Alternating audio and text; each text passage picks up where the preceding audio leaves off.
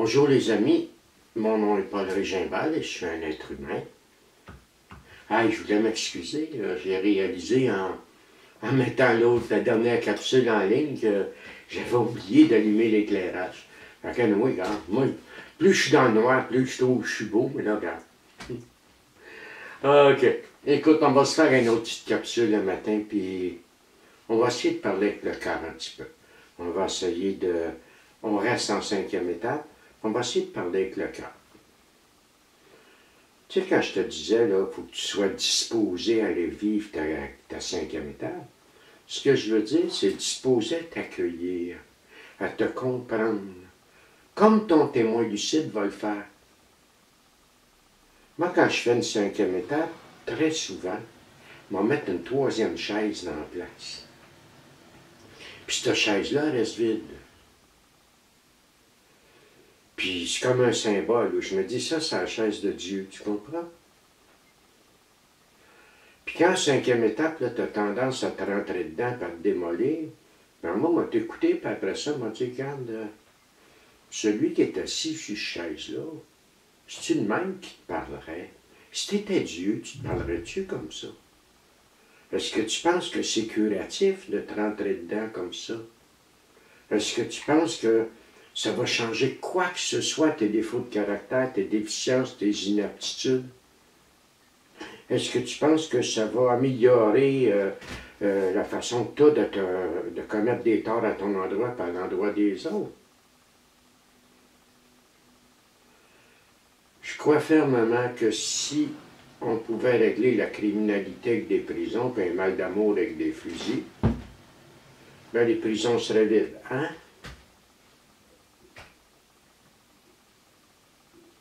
Moi, je ne crois pas à cette approche-là sur le plan spirituel. Comme société, c'est une autre affaire. Je n'ai pas envie de débattre ça.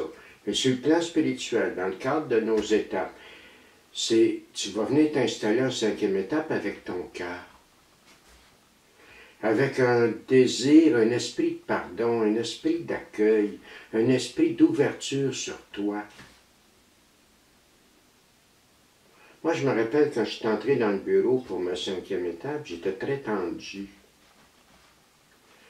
Puis la personne avec qui je faisais ma 5e, Jacques, il m'avait dit, écoute, c'est ici qu'on relaxe. Si tu n'es pas capable de relaxer, d'être juste pas sa défensive, d'être ouvert, on va la remettre. Puis dès le moment où j'ai commencé à être ouvert, à essayer de voir ma vie, me voir sous un autre angle, mon Dieu que ça a bien été, tu comprends? Donc je m'en vais me raconter, puis je m'en vais me découvrir. C'est pas juste me raconter, mais c'est à travers mon vécu que je vais me découvrir. Tu sais, la somme de mes richesses, de ma sagesse, de mes connaissances. J'ai la ferme conviction aujourd'hui que je le dois bien plus à mes erreurs qu'à mes connaissances. Moi, j'ai bien plus appris de mes erreurs que j'ai appris de ce que je fais bien. Je ne suis pas en train de dire que j'apprends rien de ce que je fais de bien, mais c'est de mes erreurs que j'ai appris. C'est de ma souffrance que j'ai appris. En tout cas, bien plus que rien d'autre. Que rien d'autre. Tu sais, dans le gros livre, j'en parlais dans les premières capsules. À un moment donné, on dit, la souffrance aurait fait pour nous bien plus que n'importe quel enseignant. Donc, on s'en vient en 5e étape, on s'en vient réévaluer ça. On s'en vient essayer de tirer un fruit de ça. Tu sais, je ne suis pas capable de tirer un gain de mes erreurs. Ça va être difficile de passer à d'autres choses. Si je ne suis pas capable de tirer un gain de mes souffrances, ça va être difficile de passer à d'autres choses. Mais avoir tendance à toujours être dedans. Tu sais, je suis quelqu'un qui a manqué d'amour énormément quand il était enfant. Puis après ça, je suis quelqu'un qui s'est privé lui-même d'amour. Donc, moi, je sais ce que ça vaut, l'amour. Moi, je sais c'est quoi le prix de ça. Tu sais, tu te promènes ici dans Villeray l'été, puis le monde, il arrose le trottoir. Il y a un voisin pas loin, le monsieur, il a vécu en Éthiopie. Quand il était jeune, il a connu les sécheresses. Puis toi, c'est moi, lui, il connaît la valeur de l'eau en sacrement. Il n'arrose pas le trottoir, lui. Tu sais, c'est une image pour dire que je peux tirer tellement de choses de ma vie. La première chose que m'a tiré, qui est proposée par la 5e étape, c'est que m'aller avouer à Dieu, moi-même, un autre humain, la nature exacte de mes torts. Mais il m'a fait plus que ça, m'aller derrière mes torts. M'aller voir, comme je te disais l'autre jour, mes déficiences, mes défauts de caractère, mes limites, mes besoins, mes attentes, mes carences. M'aller voir mes grandes blessures. M'aller voir mes dons aussi. M'aller voir mes qualités, m'aller voir mes talents, parce que ça aussi, j'en ai, tu comprends? J'ai pas juste des défauts, des déficiences, mais là, je suis pas un tas d'infirmités sur deux pattes, là. La plupart d'entre nous, on est des gens qui très résilients, très courageux. On a survécu. C'est bien plus dur que vivre, ça. On a survécu des années et des années, puis on est encore là. Arrête-toi 2 minutes, là, puis dis-toi qu'il doit avoir un potentiel derrière ça, là. Il y a quelque chose que j'ai pas vu là, parce qu'il y a une maudite gang qui serait faite la peau, ou ben non, il y a une maudite gang qui n'aurait jamais pu se relever. Vois-tu, m'aller apprendre un petit peu plus tard c'est quoi l'humilité.